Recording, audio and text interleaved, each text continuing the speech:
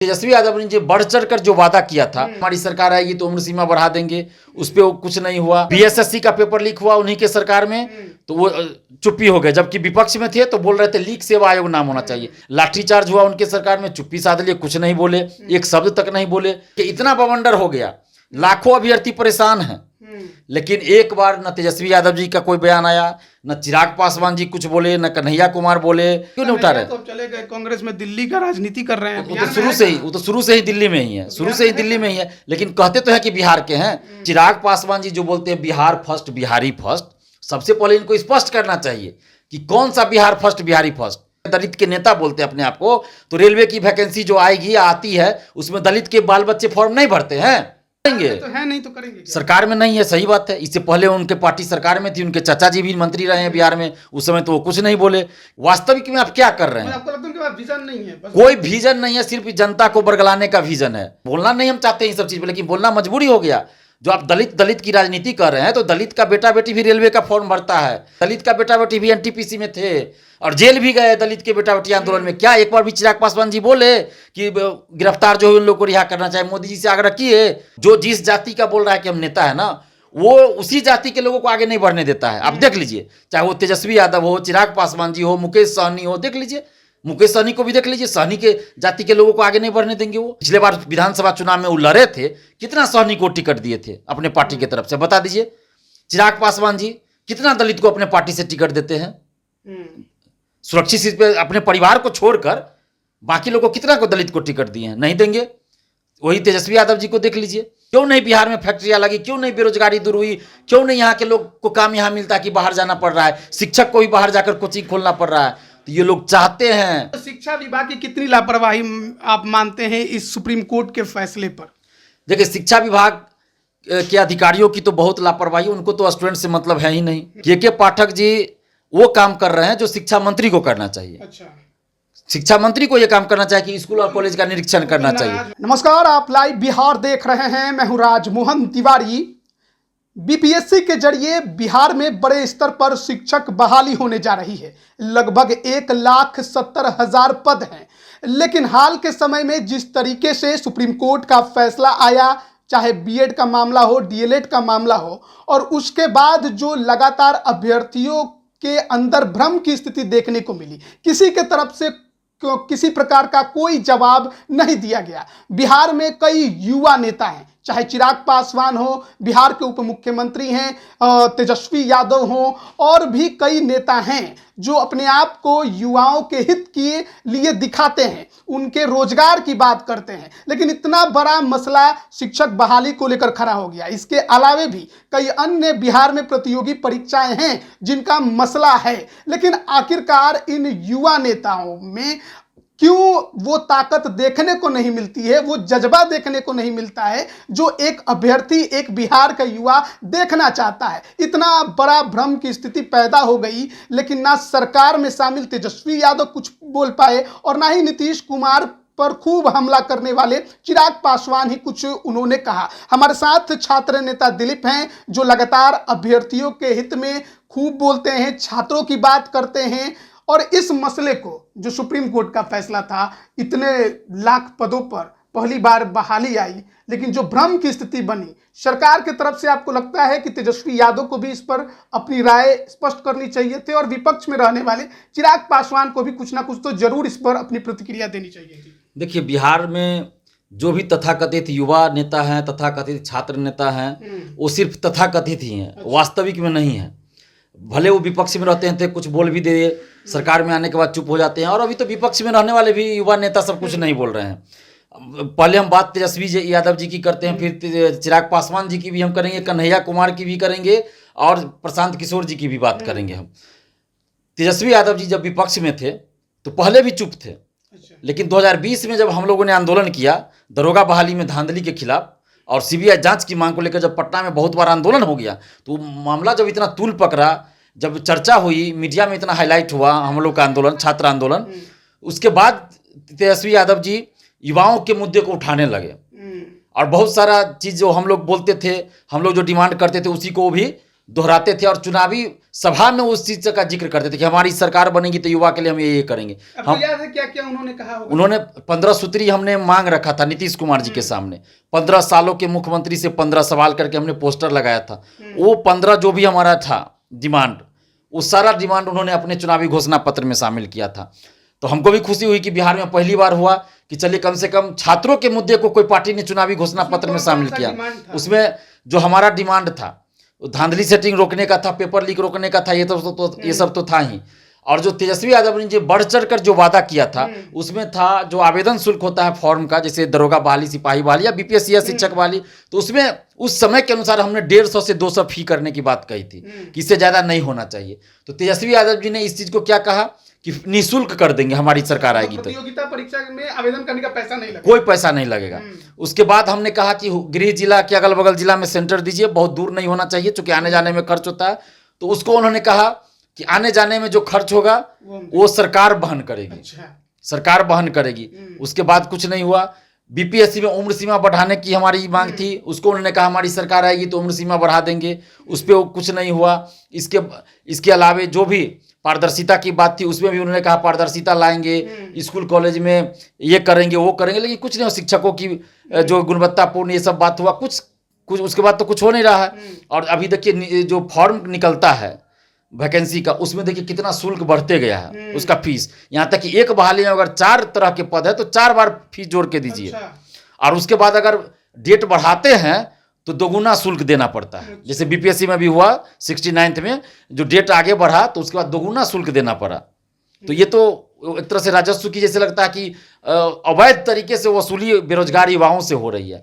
और अभी तक तो कुछ ऐसा नहीं। तेजस्वी यादव जी जब सरकार, हाँ, बीपीएससी का जब पेपर लीक हुआ उस समय विपक्ष में थे तो बिहार लीक सेवा आयोग नाम रखने का बोल रहे थे और परीक्षार्थियों को 5-5 हजार रुपया देने की बात कर रहे थे कि आने जाने में खर्च हुआ तो 5-5 हजार रुपया दिया जाना चाहिए। और जब वो अगस्त में सरकार में आ गए उसी साल, पिछले साल, तो उसके बाद बीपीएससी की पुनर्परीक्षा हुई तो 5-5 हजार रुपया तो छोड़िए, 5 रुपया भी किसी को नहीं दिया गया।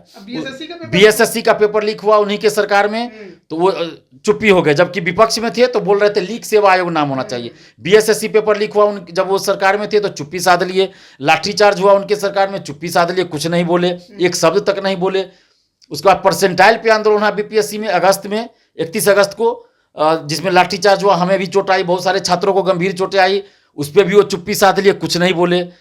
हम तो धन्यवाद भी देते हैं नीतीश कुमार जी को कि कम से कम उनके द्वारा, जो उनका ऑफिशियल है सीएम बिहार, उनके द्वारा ट्वीट किया गया, फेसबुक पे पोस्ट किया गया कि अधिकारियों से वार्ता की जाएगी और समस्या का समाधान होगा, और अगले दिन समस्या का समाधान किया गया मुख्यमंत्री जी के द्वारा। तो अभी भी तो हम नीतीश कुमार जी को ही धन्यवाद देंगे इसके लिए। बाकी जो बिहार के तथाकथित युवा नेता है तो वो लोग तो चुप्पी साध रहे। और ये जो शिक्षक बहाली का मुद्दा हुआ, इतना बड़ा सुप्रीम कोर्ट का फैसला आया, अभ्यर्थी पूरे भ्रम में थे, क्या आपको लगता है कि सरकार को भी इस पर अपनी राय स्पष्ट करनी थी? क्योंकि विभाग जो है शिक्षा विभाग वो आरजेडी के कोटे में है। देखिए बिल्कुल स्पष्ट करना चाहिए। और मैं पहले ये बता देना चाह रहा हूँ कि पिछले साल जब ये सब आंदोलन हुआ तो उस समय चिराग पासवान भी चुप थे, उन्होंने भी कुछ नहीं कहा। जबकि और मुद्दे पे नीतीश कुमार अच्छा भी काम करेंगे तो विरोध करते हैं। अगर नीतीश कुमार जी कोई अच्छा काम भी करें ना तो वो विरोध ही करते हैं चिराग पासवान जी, लेकिन इसमें कुछ नहीं बोले।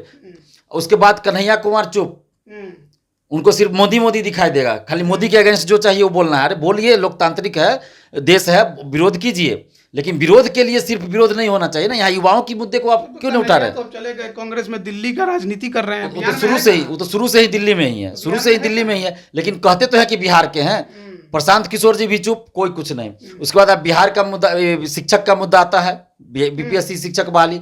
इस पे देखिए इतना बवंडर हो गया, लाखों अभ्यर्थी परेशान हैं, लेकिन एक बार न तेजस्वी यादव जी का कोई बयान आया, न चिराग पासवान जी कुछ बोले, न कन्हैया कुमार बोले, न ही प्रशांत किशोर जी बोले, न ही बिहार के विपक्ष जो बीजेपी है वो भी, उनके भी नेता कुछ बोल रहे हैं इस सब चीज़ पे। तो सब तो चुप्पी साधे हुए, कोई कुछ नहीं बोल रहा है। केंद्र सरकार भी चुप। केंद्र सरकार को भी इसमें पहल करनी चाहिए ना, चूंकि मामला तो पूरे देश का है। ये अलग बात है कि सबसे ज़्यादा प्रभावित बिहार हो रहा है, चूंकि 1,70,000 सीटों पर यहाँ बहाली चल रही है। तो केंद्र सरकार भी चुप हो गई, बिहार के नेता भी चुप, मुख्यमंत्री भी चुप, उप मुख्यमंत्री भी चुप, विपक्ष के नेता भी चुप, सभी चुप। चिराग पासवान जी जो हर दिन, आज पता चलेगा दिल्ली में है, अगला कल आएंगे पटना, तो एयरपोर्ट पे मीडिया का भीड़ लग जाएगा। चिराग पासवान जी पटना पहुंचे, फिर अगला दिन वो या उसी दिन शाम में दिल्ली जाएंगे, फिर अगला दिन पटना आएंगे, फिर एयरपोर्ट पे भीड़ लगेगी चिराग पासवान जी पटना एयरपोर्ट पे, बस खबर चलेगी कि हाजीपुर से कौन लड़ रहा है इस बार, चिराग पासवान जी लड़ रहे हैं कि चिराग पासवान जी के चाचा जी लड़ रहे हैं कि चिराग पासवान जी की माता जी लड़ रही हैं कि चिराग पासवान जी की बहन जी लड़ रही हैं। यही चलेगा खबर। हम तो देख रहे हैं पिछले कई महीनों से, चुनाव होगा अगले साल लेकिन यही चीज चल रहा है। तो चिराग पासवान जी जो बोलते हैं बिहार फर्स्ट बिहारी फर्स्ट, सबसे पहले इनको स्पष्ट करना चाहिए कि कौन सा बिहार फर्स्ट बिहारी फर्स्ट। आपका परिवार फर्स्ट, आपका परिवार के लोग फर्स्ट, ये बात बोलिए। बिहार फर्स्ट बिहारी फर्स्ट कहां से आ गया जी?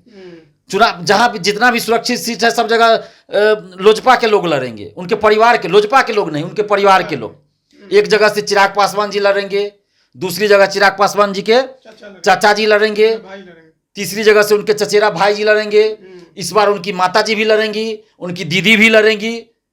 तो फिर बिहार फर्स्ट बिहारी फर्स्ट कहां से हुआ?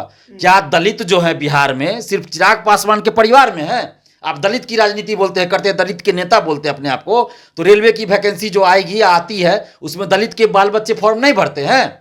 सबसे ज्यादा दलित के बाल बच्चे फॉर्म भरते हैं रेलवे में। तो एक बार भी चिराग पासवान जी बोल रहे हैं कि रेलवे की वैकेंसी निकालिए मोदी जी, बोलते हैं मोदी जी का हनुमान है, मोदी जी के हनुमान बन के घूमते हैं, लेकिन एक बार भी मोदी जी से बोल रहे हैं कि हाँ नरेंद्र मोदी जी रेलवे की वैकेंसी निकाल दीजिए। 2018 के बाद नहीं आया, 19 के बाद नहीं आया। रेलवे एनटीपीसी पे आंदोलन हुआ, रेलवे का एग्जाम नहीं हो रहा था एनटीपीसी ग्रुप डी का, उस पर आंदोलन हुआ। एक बार भी चिराग पासवान जी बोले? कुछ नहीं बोले। उस समय वो नीतीश कुमार जी के खिलाफ बोले जब एनटीपीसी का आंदोलन हुआ।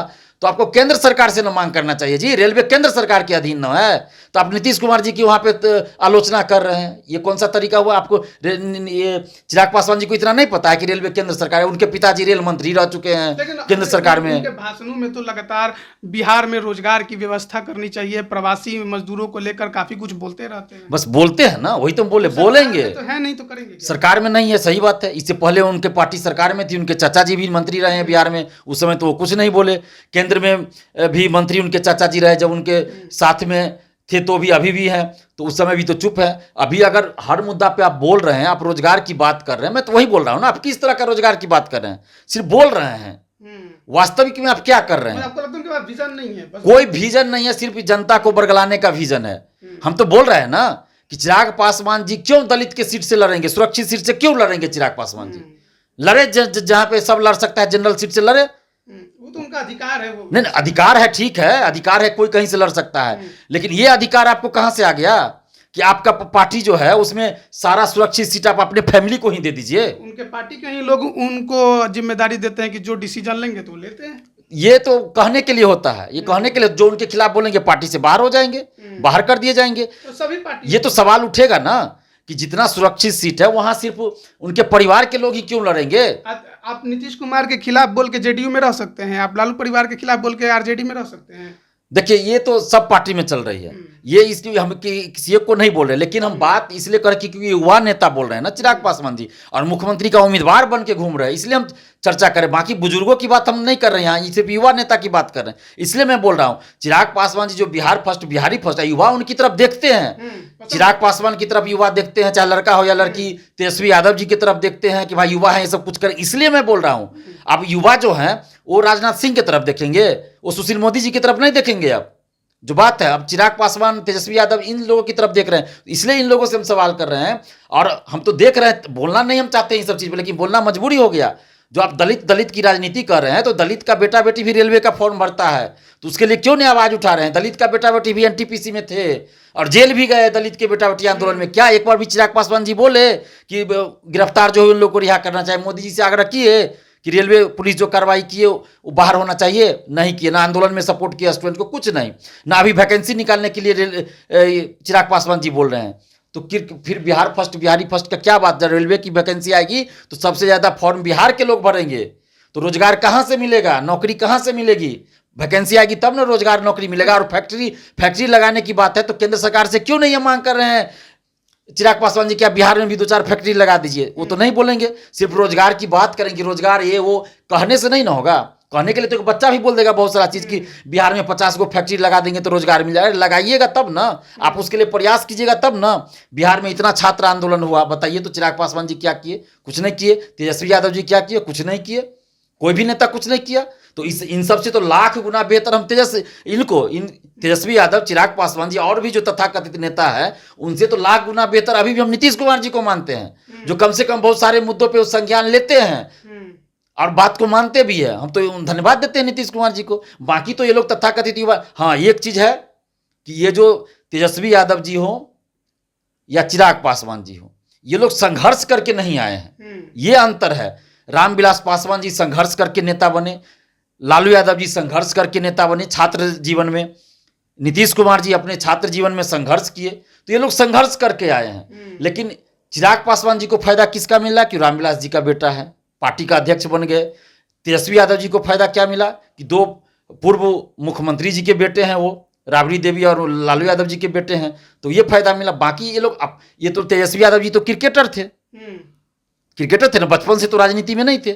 चिराग पासवान जी तो हीरो बनने गए थे, फिल्म भी इनकी आई थी, वहां जब फ्लॉप कर गए तब राजनीति में आ गए, चूंकि इनके पिताजी पहले से थे तो आ गए, अपना उसी सीट पे कब्जा कर लिए। तो ये सब चीज बिहार के युवाओं को और जनता को समझना होगा कि आप किस तरह की राजनीति करना चाह रहे हैं, कि युवाओं को मतलब दिग्भ्रमित करके आप चाह रहे हैं कि बस आप चुनाव जीत जाएं और मंत्री बन जाए और बिहार के जो लोग हैं वो बेवकूफ़ बनते रहे। तो हम लोग अब ये सब चीज़ को उजागर करेंगे, चाहे कोई नेता हो, किसी पार्टी का हो। हम तो सबके खिलाफ ना बोल रहे हैं, किसी जो शिक्षक बहाली आई उसमें तमाम पॉलिटिकल पार्टियों का अगर स्टैंड अभ्यर्थियों के हित में होता तो क्या लगता है आपको फायदा होता? बिल्कुल फायदा होता, कैसे? एकदम फायदा होता। अभी आप देखिए मुकेश सहनी निकाल रहे हैं ना यात्रा, सहनी मलाह आरक्षण को लेकर जो भी करे। तो आज क्या हुआ, हरी सहनी को बनाया गया ना, बीजेपी के द्वारा विधान परिषद का नेता प्रतिपक्ष बनाया गया ना।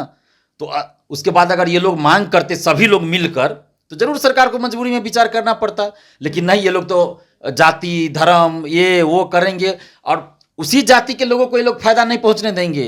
कहेंगे कि फलना जाति के लिए हम कर रहे हैं काम, लेकिन उसी जाति के लोगों को आगे नहीं बढ़ने देंगे। आप सब जाति में देख लीजिए ना, जो जिस जाति का बोल रहा है कि हम नेता है ना, वो उसी जाति के लोगों को आगे नहीं बढ़ने देता है। आप देख लीजिए, चाहे वो तेजस्वी यादव हो, चिराग पासवान जी हो, मुकेश सहनी हो, देख लीजिए, मुकेश सहनी को भी देख लीजिए, सहनी के जाति के लोगों को आगे नहीं बढ़ने देंगे वो। आप देखिए ना, जितना सीट पिछले बार विधानसभा चुनाव में वो लड़े थे, कितना सहनी को टिकट दिए थे अपने पार्टी की तरफ से, बता दीजिए।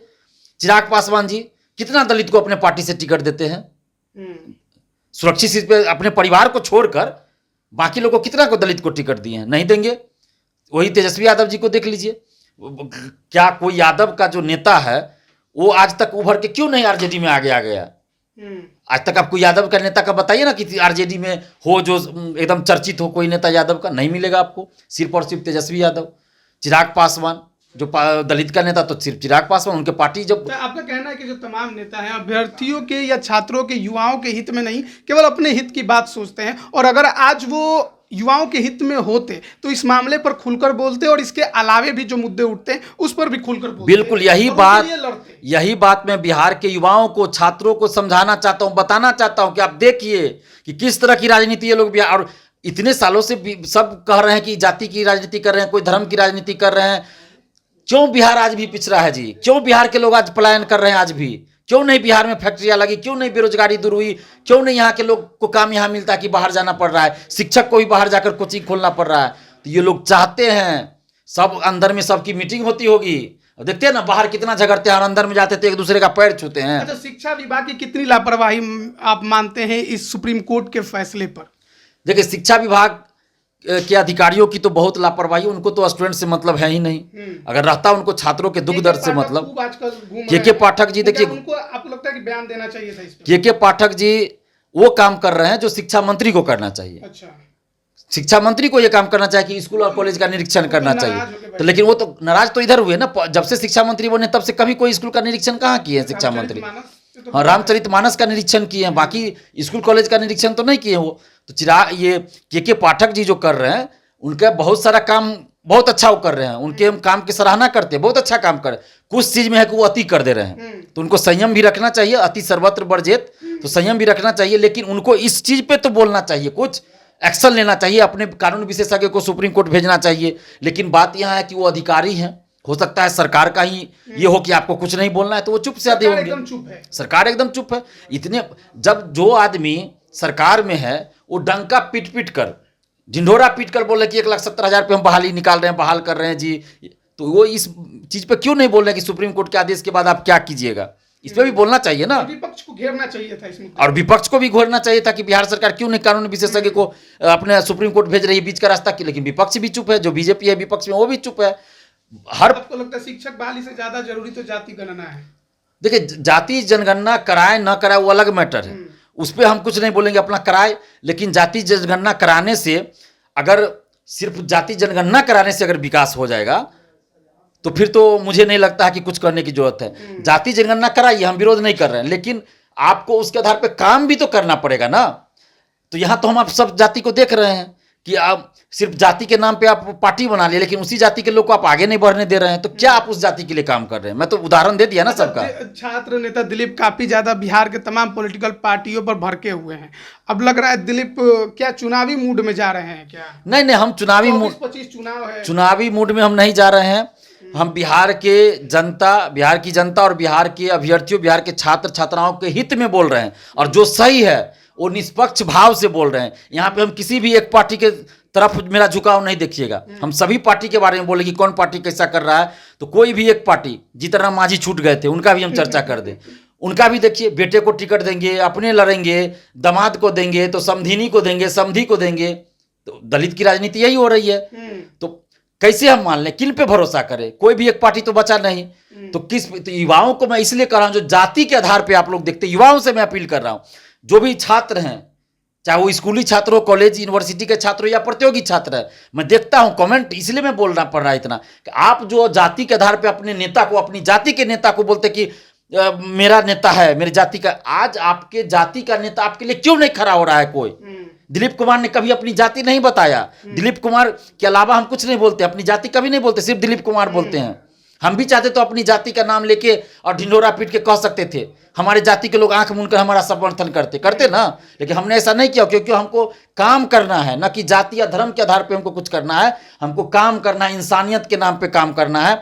और आपकी जाति के भी लोग, आपके जाति के जो नेता हैं, अगर वो भी आपके लिए नहीं लड़ रहे तो फिर आपके जाति का नेता होकर आपको क्या फायदा आपके जाति के नेता से, जब आपके लिए वो लड़ ही नहीं रहे हैं। तो फायदा तो आपका वोट लेकर वो अपने परिवार को फायदा पहुंचा रहे हैं, चाहे जो भी नेता हो। हम तो सबके बारे में बोल दिए हैं। तो इसलिए ऐसे नेताओं से दूर रहिए, जाति धर्म से ऊपर उठिए और सिर्फ जो सच्चाई हो उस पर चलिए और निष्पक्ष भाव से काम कीजिए।